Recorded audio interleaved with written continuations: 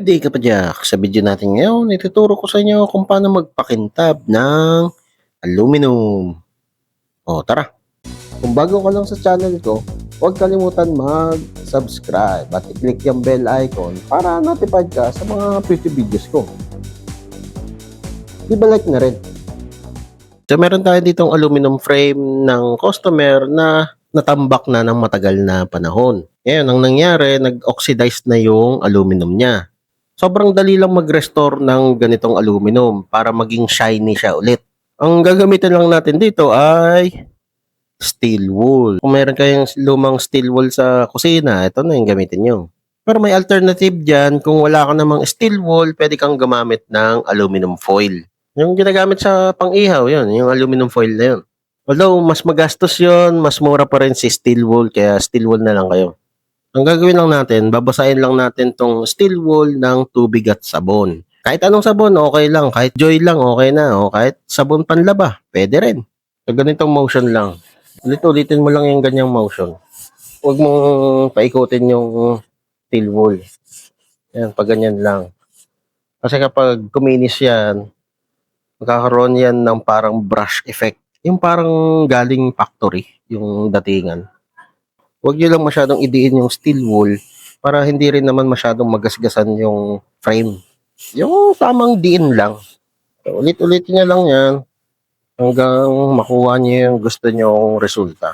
Kung tatagalan nyo yung pagkuskus nito, lalong kikintab siya. So, depende na lang sa sibag at tiyaga nyo.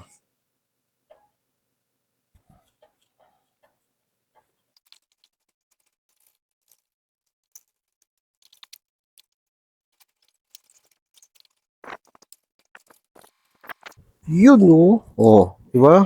Kasing kintab ng armor ni Robocop. So, ayan, yung grit-grit na yan yung galing dun sa steel wool. So, meron na siyang brush effect. Ito yung hindi pa natin nagagalaw. Oh, ayan. Oh, di ba? Ang layo ng difference. Yan, nakikita na yung daliri. Oh, parang salamin na rin. So, okay na to. At tuyo na siya. Next na gagawin natin, pupunasan natin siya ng chain lube. Bakit chain lube?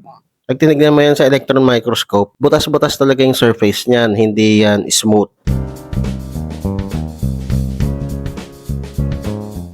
Ay, tanga mo!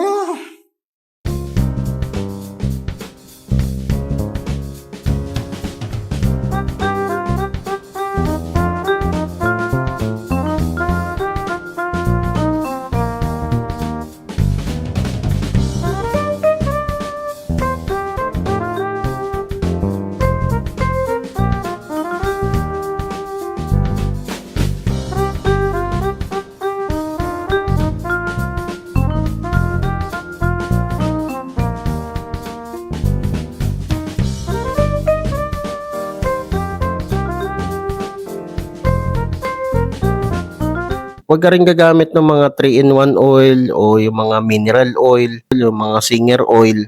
Kumakain yon ng raw na bakal. So, mas mangingitim lang siya kaysa kumintab siya o maproteksyonan. Kaya dito ka lang, sa chain lube ka lang. Baka may magtanong pa sa comment section, Boss Pat, pwede ba yung ganitong langis? Hindi, ito lang ang pwede, chain lube. Konti lang, ganyan lang karami, huwag mong damihan. At ipunas mo lang sa kanya. Yun oh, dulas oh. Oo, ha? Oh, di ba? Ayos. Ganda oh. Yes, sir. Laki ng difference, di ba? Ito, hindi pa. Ito, madumi pa. Ito, malinis na. Di ba? Alam niyo ba, kapag walang pintura yung frame, mas magaan. Hindi man siya sobrang gagaan, pero gagaan. What? So, ganun lang kadali guys, magpakintab ng aluminum. So, kung nakatulong itong video na to, leave a like, o kung may katanungan ka pa, kung may gusto kang idagdag, comment down below lang. Okay, so yun lang. Ayos!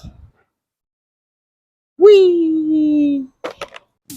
O kapadyak, kung na-enjoy mo itong mga video ko, leave a like at i-share mo na rin sa mga tropa pips mo. Makakatulong ito sa channel. Kung gusto mo pa manood ng ibang video, meron pa tayo. Hindi tayo nauubusan. Ayan, katulad nito, saka ito. Nood ka na. Madami pa tayong mga video na i-upload. Kaya, mag-subscribe at i-click yung bell icon para notified ka sa mga future videos ko. Maraming salamat. See you next time.